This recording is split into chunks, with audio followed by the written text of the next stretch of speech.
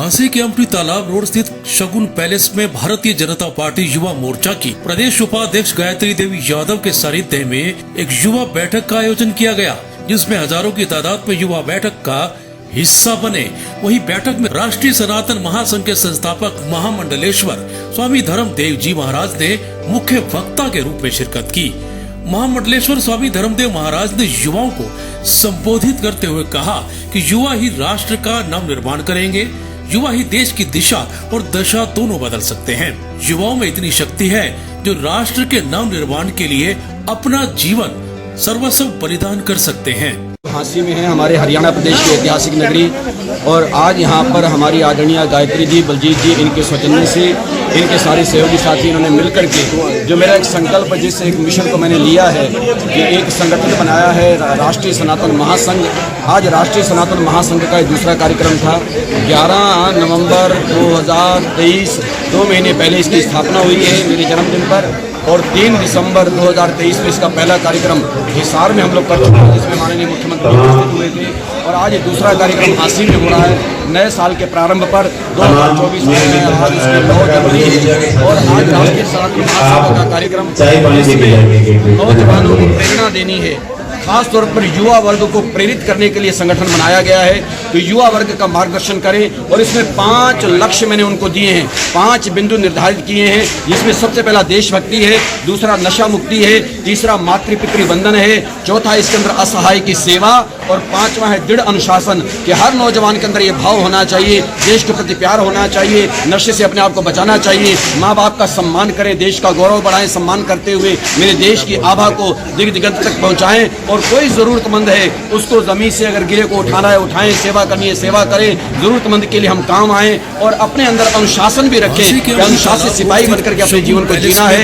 इस लक्ष्य को लेकर के ये संगठन बना और आज इसका कार्यक्रम यहाँ हांसी में हुआ। नौजवानों को प्रेरणा देनी थी, उनकी प्रेरणा के लिए आज ये कार्यक्रम बताया। स्वामी जी, क्या प्राण प्रतिष्ठा को लेकर भी आज का जो आपका कार्यक्रम था, उद्देश्य था निमंत्रण के लिए? ऐसे मेरे प्यारे जो प्राण प्रतिष्ठा का कार्यक्रम अभी 2024 प्रारंभ हो चुका है, जनवरी का महीना 9 जनवरी है, और अभी बस 15 दिन बाद 22 जनवरी को प्राण प्रतिष्ठा हो रही है अयोध्या में। बड़ी लंबी प्रतीक्षा के बाद 1528 में वहाँ पर आदिताइयों ने मंदिर को ध्वस्त किया था।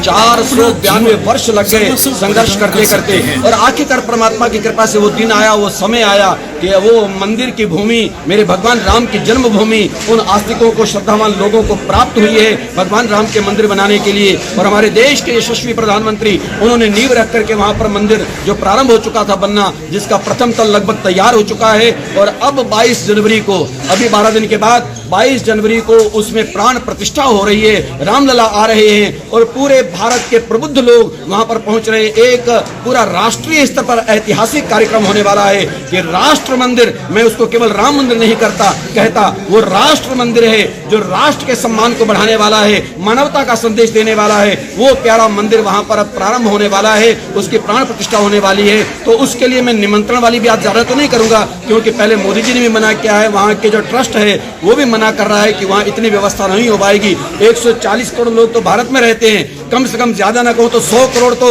राम के प्रति भारत में श्रद्धा रखते हैं, और दुनिया के बाकी देशों में भी बहुत लोग हैं जो भगवान राम को मानते हैं। इसलिए सबको आमंत्रण नहीं हो सकता, वह व्यवस्था नहीं हो सकती। मन से निमंत्रण है और मन से लोग पहुंचे, ये बात है। और दूसरे इतना कर सकते हैं कि 22 जनवरी को जब प्राण प्रतिष्ठा होगी अयोध्या में, तो 22 जनवरी को एक बार दोबारा से धरती पर दीपावली का पर्व जरूर मना सकते हैं कि घर घर में दीप जले, हर घर में दिया जले, हर मंदिर में दीप जले। हम प्रकाश के प्रतीक इस दीप को जला करके राम के प्रति अपने सम्मान को व्यक्त करते हुए अपनी भावनाओं की अभिव्यक्ति को करें। और धरती पर मैं तो कहना चाहता हूं आज कि आसमान पर तारे कम पड़ जाएं, इतने दिए धरती पर हम सारे मिलकर जलाएं। Thank you sir. कार्यक्रम की अध्यक्षता कर रही भारतीय जनता पार्टी युवा मोर्चा की प्रदेश उपाध्यक्ष गायत्री देवी ने कहा कि युवा इस देश का भविष्य है, और युवा बदलेगा तो देश निश्चित रूप से बदल जाएगा।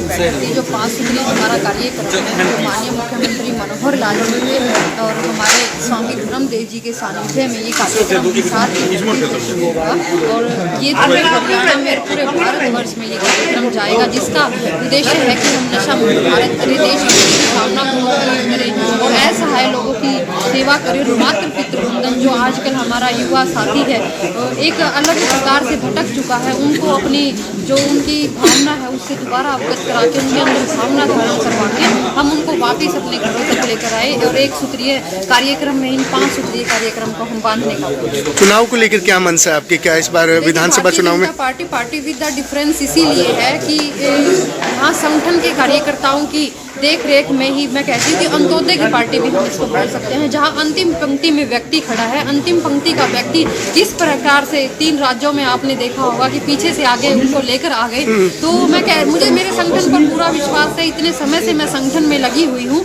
और मेरे संगठन के जो शीर्ष नेतृत्व है उन पर मुझे भरोसा है और मेरे भरोसे पर मुझे लगता है कि वो भी पूरा काम करने का करेंगे। Thank you madam. हांसी से केशव धमीजा की रिपोर्ट।